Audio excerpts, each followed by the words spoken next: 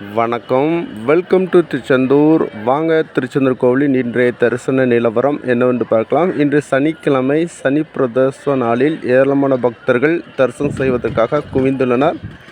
மக்களே, நான் வீடியோ எடுக்க சொல்ல டைம் 6 மணிலேருந்து 6:30 இருக்கும். அந்த நேரத்தில் கட்டண தரிசனத்தில் பக்தர்கள் அதிகமாக இருக்காங்க.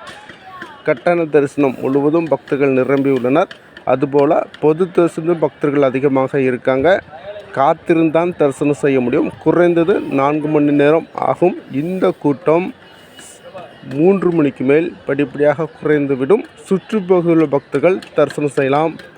மக்களே, நாளை அப்டேட். நாளை ஞாயிற்றுக்கிழமை, மாத சிவராத்திரி. நாளை மறுநாள் அமாவாசை. அதனால் ஏராளமான பக்தர்கள் கூட்டம் அதிகமாக இருக்கும். வெளியூர் பக்தர்கள் தரிசனம் செய்வதாக இருந்தால் பிளான் பண்ணுவாங்க. மக்களை தொடர்ந்து முருகப்பெருமான் கிடைக்கும் பார்வைப்படுறதுக்கு நம்ம சேனலை சப்ஸ்கிரைப் பண்ணுங்கள், லைக் பண்ணுங்கள், ஷேர் பண்ணுங்கள். நன்றி, வணக்கம்.